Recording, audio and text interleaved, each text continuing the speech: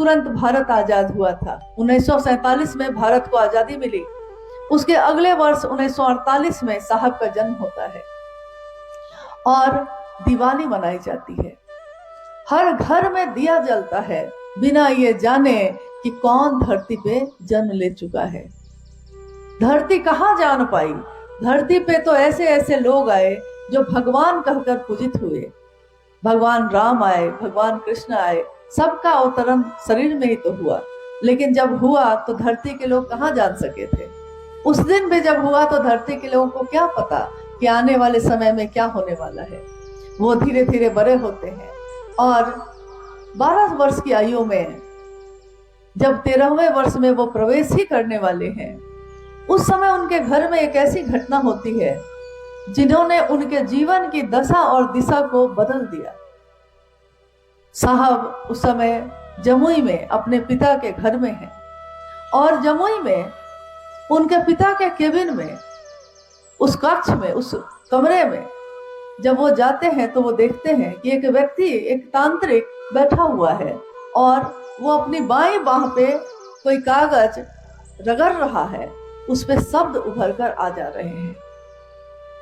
इनको लगा कि ये कौन है जो यहाँ ऐसे आए हैं। पता करते हैं, पिताजी कहते हैं जाइए आप यहाँ से जाइए। सरस्वती पूजा का दिन था, चंदा का पैसा लेने गए थे, पिताजी से चंदा का पैसा लिया और चले आए, स्कूल चले गए। लौट के आए, पता चला वो शिक्षक थे जो अब घर में रहेंगे और अब बालक हरिंदानंद जी को पढ़ाएंगे भी। तो प्रतिदिन अब शाम की कक्षा शुरू हो गई, प्रतिदिन शाम में वो साहब को पढ़ा रहे हैं और पढ़ाने से पहले शाम में जब वो बैठे हैं तो वो बालक हरिंदानंद जी से कहते हैं कि खरीका लाइए। वो खरीका लाते हैं, लेकिन अनमने मन से, बिना मन के, चूंकि गुस्से में गए हैं। तो खरीका नीम का होता है, आम का होता है, लेकिन उन्होंने क्या किया कि जो झाड़ू रखा हुआ था नारियल का, भींगा हुआ, आंगन धुलाया था उससे भींगा हुआ था, उसी में से तोड़कर उनको लाकर दे देते हैं और मास्टर साहब समझ जाते हैं कि बच्चा बदमाशी कर रहा है। तो मास्टर का, तांत्रिक का जो उसका अपना एक रूप है वो सामने आ जाता है। मतलब वो अब उस रूप में क्रोध में आ गए और उन्होंने उस खरीके को पटका जोर से जमीन पर। खरीका सांप में बदल जाता है। जैसे ही ये देखते हैं तो ये चिल्ला पड़ते हैं और कूदकर मास्टर के शरीर पे ही कूद जाते हैं। कहते हैं ये क्या है। मास्टर साहब देखते हैं कि अरे बच्चा तो घबरा गया, और क्योंकि इस बच्चे के पिता मेरे बॉस हैं, मेरे पदाधिकारी हैं, तो वो तुरंत कहते हैं बउआ कुछ नहीं है, कुछ नहीं है, देखिए ना कुछ नहीं है। बात तो आई गई हो गई, परंतु साहब अब पूछ रहे हैं उनसे ये क्या था, ये कैसे होता है, खरीका सांप में कैसे बदला। तो वो कहते हैं कि बउआ इस साधना से होता है, मंत्रों का जप करना पड़ता है, साधना पड़ता है इसको। अब ये बउआ जो है अब पीछे पड़ जाते हैं, मुझको बताइए, मुझको सीखना है। तो इनके जिद के आगे वो मास्टर साहब सिखाने लगते हैं। रोज रात में ये अपने कमरे से निकलते हैं, उनके कमरे में जाते हैं। लेकिन एक रात जब वो मास्टर के कमरे से निकलकर अपने कमरे जा रहे हैं, इनकी माँ बोलती है बउआ आप कहाँ से आ रहे हैं बरकू। ये चुपचाप अपने कमरे में आते हैं। आते हैं तो देखते हैं पिताजी, साहब के बाबूजी बैठे हुए हैं। पूछ रहे हैं इनसे कहाँ गए थे रात में। ये अपने स्वभाव के अनुसार साहब ने कहा मैंने जीवन में कभी झूठ नहीं बोला, मैं कभी झूठ नहीं बोलता। तो उन्होंने उस समय भी कहा कि मैं साधना सीख रहा हूँ, मैं चमत्कार सीखना चाहता हूँ। तो उनके पिताजी ने कहा कि सो जाइए। जवाब कुछ नहीं दिया, चले गए। सुबह जब इनकी नींद टूटी थोड़ी देर से, तो इन्होंने चपरासी से पूछा मास्टर साहब कहाँ हैं। उसने कहा बाबू वो चले गए, क्योंकि आपके पिताजी को जब ये पता चला कि आप उनसे साधना सीख रहे हैं तो आपके पिताजी ने उनको विदा कर दिया है। अब ये बड़े निराश हुए। ये साल है 1961 का। सन 1961 में पहली बार उस बालक ने इस बात की खोज की कि कौन गुरु के रूप में मुझको मिल सकता है जिससे मैं अब ये सीख सकूं। किसी ने कहा कि अमुक जो स्थानीय शमशान है वहां पे एक अघोरी रहते हैं, उनसे आप सीख सकते हैं। इन्होंने आधी रात में उस अघोरी से मिलने का निर्णय ले लिया।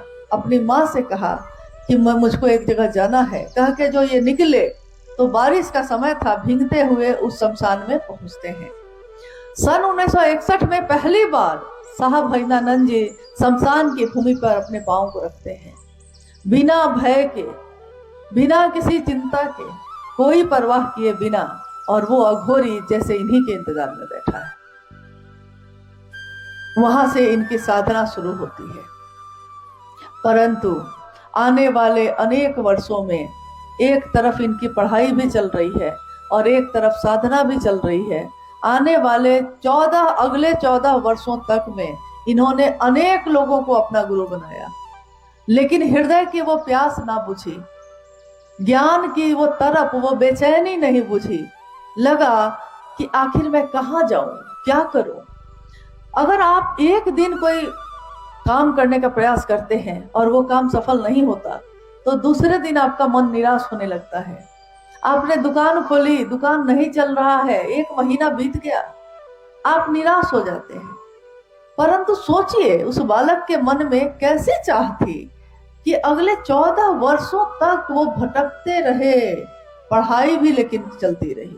ऐसा नहीं था कि पढ़ाई छूट गई हो, पढ़ाई भी चलती रही और वो बालक गुरु की तलाश भी करते रहे। धीरे धीरे उनका जीवन अपने पिताजी के साथ बहुत सारे जगहों पे भटकता हुआ बढ़ता गया और समय आया आगे जब वो कॉलेज में गए। लेकिन उनकी माँ और उनके पिताजी हमेशा ये बात बाद में कहते थे कि जब ये 12 साल का था और 13वें साल में ये शमशान जाने लगा तो उनकी माँ ने कहा कि मैंने इसको मना किया। मैंने कहा कि बउआ आप बड़ा होके कुछ बनिए, पढ़िए लिखिए, कहाँ इस सब में पड़े हुए हैं। लोग बोलते हैं आपके बारे में कि अघोरी हो गया, शमशानी हो गया, तो मुझको तकलीफ होती है। तो उन्होंने कहा कि माँ, लोग कहते हैं कि इंसान भगवान के पास से आया है और इंसान जब मर जाता है तो भगवान के पास चला जाता है। मैं सोचता हूँ कि इंसान ही क्यों भगवान के पास से आता है और फिर भगवान के पास लौट जाता है। मैं हमेशा ये चाहता हूँ कि वो भगवान ही इंसान के पास क्यों नहीं आता, इंसान ही क्यों आता और जाता है। मैं लाऊंगा माँ, आखिर वो भगवान रहता कहाँ है, कैसा दिखता है, कौन है, और मैं उस भगवान को ढूंढूंगा और उसको इंसान के पास लाऊंगा। साहब अब कॉलेज में पढ़ रहे हैं, लॉ कॉलेज पटना में, आरा के गांगी शमशान में उससे जाना आना हो रहा है। 22 मई सन 1972 में उनका विवाह दीदी राजमणि नीलम आनंद जी के साथ होता है। ये वो दौर है जब एक राज परिवार की बेटी राजमणि नीलम आनंद का विवाह साहब भजनानंद जी से हो रहा है मनातूगढ़ में 22 मई 1972 को। और उस विवाह के बाद जब उनको पता चलता है कि मेरे पति तो शमशान जाते हैं तो इनके मन को गहरा दुख होता है कि आखिर आप क्या तलाशते हैं। साहब कह रहे हैं मुझको भी नहीं पता कि मैं क्या ढूंढता हूँ, लेकिन जो मैं ढूंढ रहा हूँ अभी तक मिला नहीं। शादी के अगले 2 वर्ष यानी सन 1974 में जब पहुंचता है समय तो साहब ने आरा के गांगी शमशान में अर्धरात्रि में ये सोचकर कि गुरुर ब्रह्मा गुरुर विष्णु गुरुर देवो महेश्वर गुरु साक्षात पर ब्रह्म तस्मै श्री गुरुवे नमः, तो गुरु भगवान होते हैं तो भगवान गुरु क्यों नहीं है, बस इतना ही सोचा उन्होंने। हमारी सोच में बल होता है, हमारी मानसिक शक्ति अगर आध्यात्म से जुड़ जाती है तो क्या होता है, हमारी शारीरिक शक्ति भी इतनी बलशाली हो जाती है जो हम कहते हैं कि ये मत कहो उस भगवान से कि मैं कमजोर हूं, क्योंकि आपका भगवान कमजोर नहीं है। साहब ने यही जाना अपने जीवन से कि जो उन्होंने दृढ़ निश्चय किया अपने मन में, उनका मन इतना मजबूत हुआ कि एक दिन धरती पे ये बात 1980 के दशक से उनके द्वारा बढ़ती चली गई। साहब और दीदी माँ ने दुनिया के तमाम लोगों से ये कहना शुरू किया कि शिव से बढ़िया गुरु कोई नहीं है। शास्त्रों ने तो लिखा था कि नास्ति सर्वसमो देवो, शास्त्र में लिखे हैं कि शिव से बड़ा देव कोई नहीं है, शिव से बड़ा योद्धा कोई नहीं है, शिव से बड़ी गति नहीं है, शिव से बड़ा कुछ भी नहीं है। परंतु शास्त्रों ने ये नहीं लिखा कि शिव से बड़ा गुरु नहीं है।